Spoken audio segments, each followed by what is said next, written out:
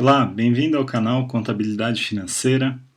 Essa é a série de videoaulas sobre o tema DVA e neste vídeo, que é o último da série, nós vamos apresentar algumas divulgações de casos reais de empresas do mercado brasileiro, especificamente a DVA da Natura, da Embraer e do Itaú. Vamos começar com a DVA da Natura. E aqui a ideia é destacar os aspectos da estrutura da DVA e comentar sobre alguns números que a Natura traz em sua DVA.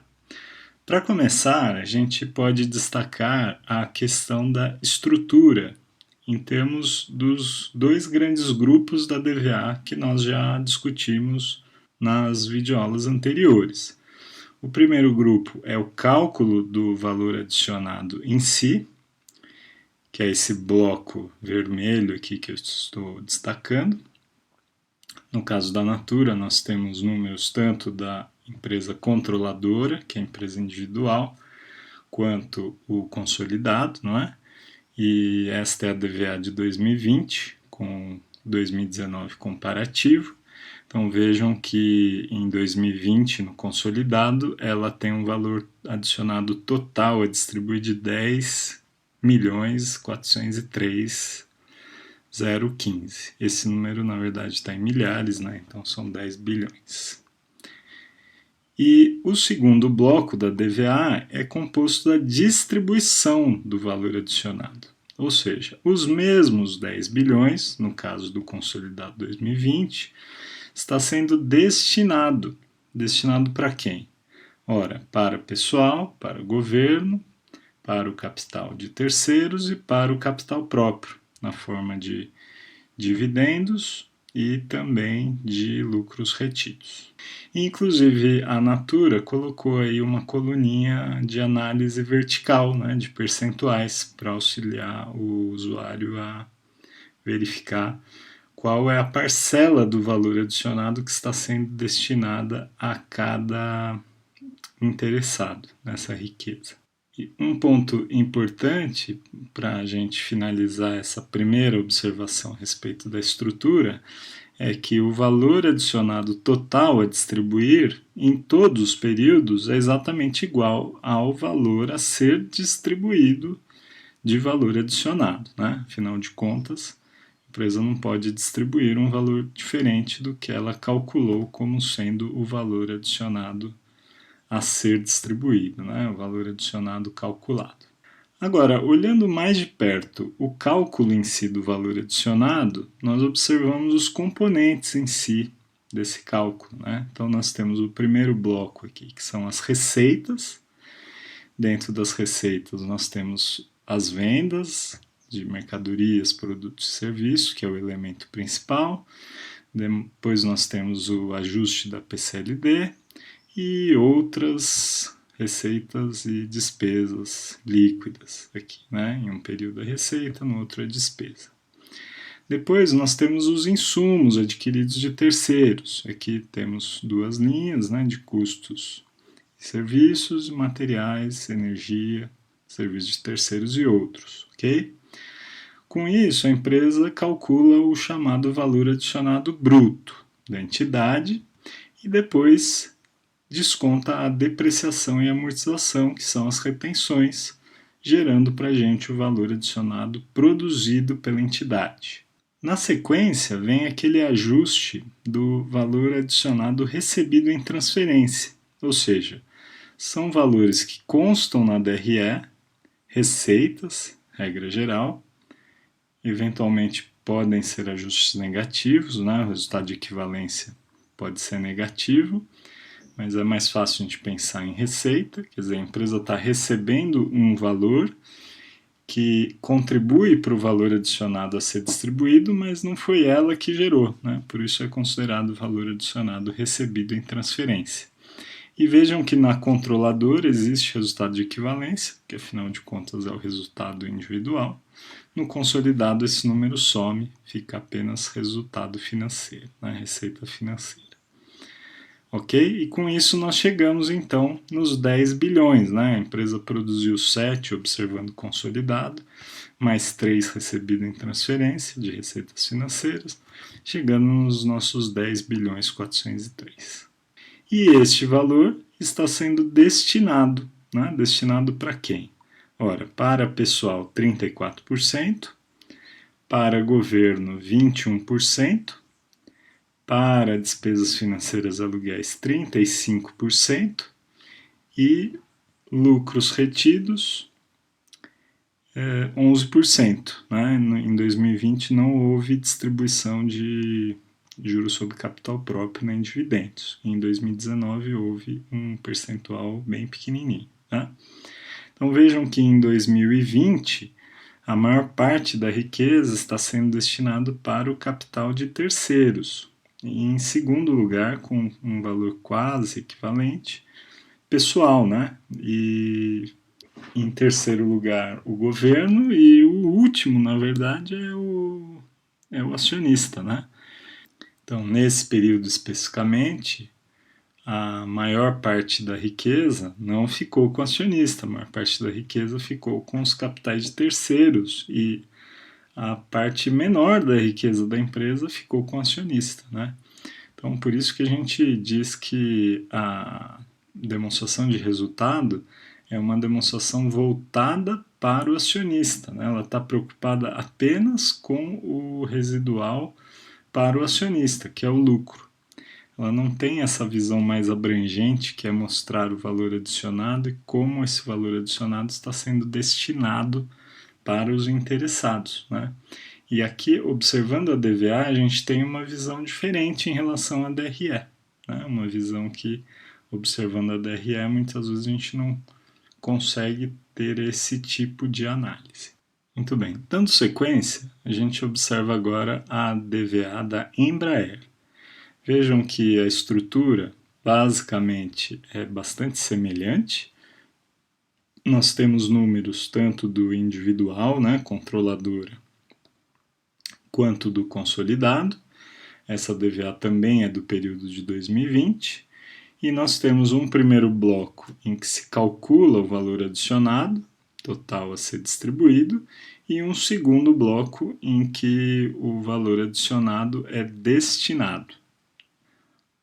Alguns aspectos interessantes da DVA da Embraer merecem destaque. Não vou comentar apenas aqueles itens que se diferenciaram em relação ao modelo que foi apresentado pela Natur. O primeiro ponto que chama atenção é que na linha do ajuste da PCLD, vocês vejam que a gente tem tanto perdas quanto reversões, né?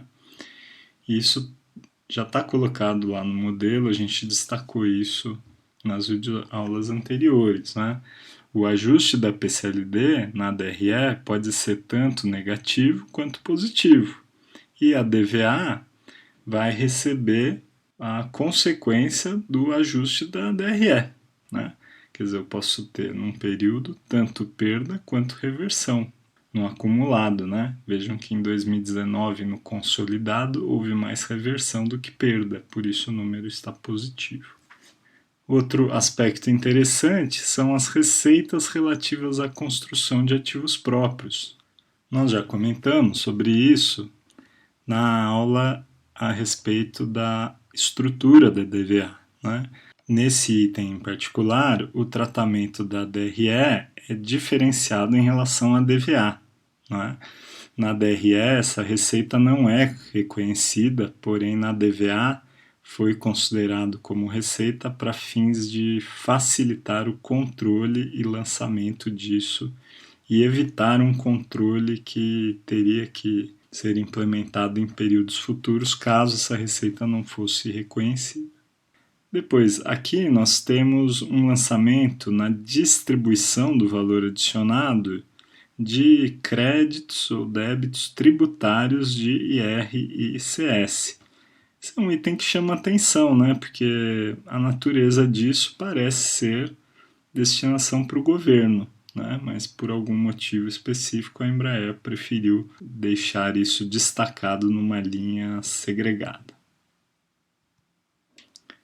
Além disso, nós temos a figura de prejuízo nos períodos, tanto de 19 quanto de 20. Aliás, em 2020, especificamente, o prejuízo é bastante significativo. E não é à toa, né? Porque foi o primeiro ano da pandemia e, no caso especificamente da Embraer, que constrói aviões, a pandemia atingiu em cheio essa empresa.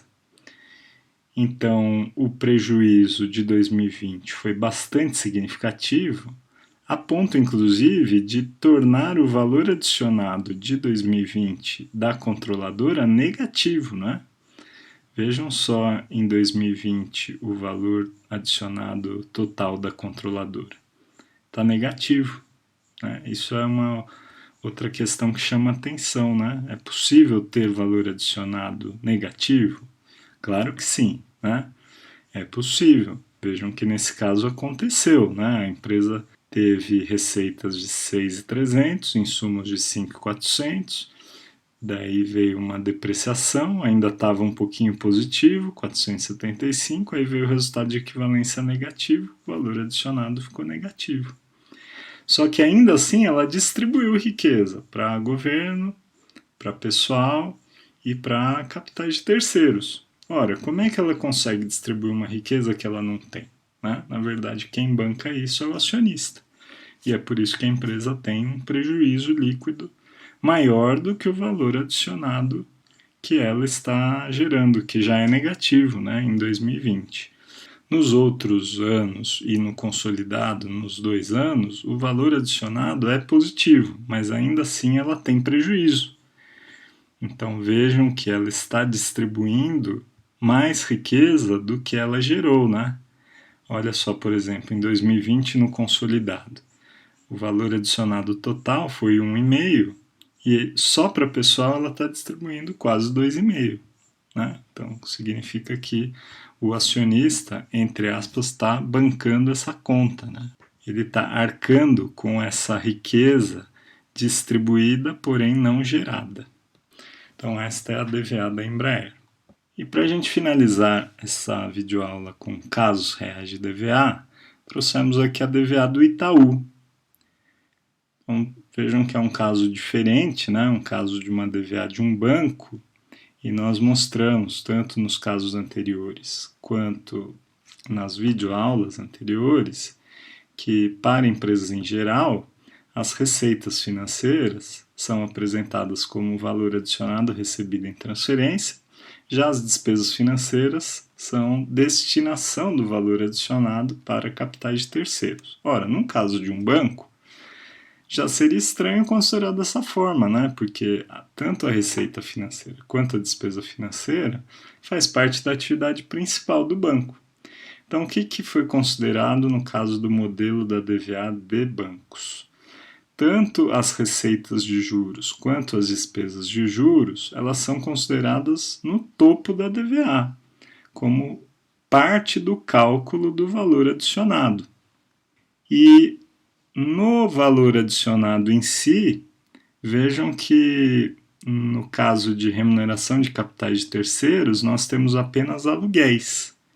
Né? Quer dizer, não faria sentido considerar juros como remuneração de capitais de terceiros no caso da DVA de um banco, porque a despesa de juros, no caso de um banco, é parte da atividade principal, então ela faz parte do cálculo da riqueza do banco.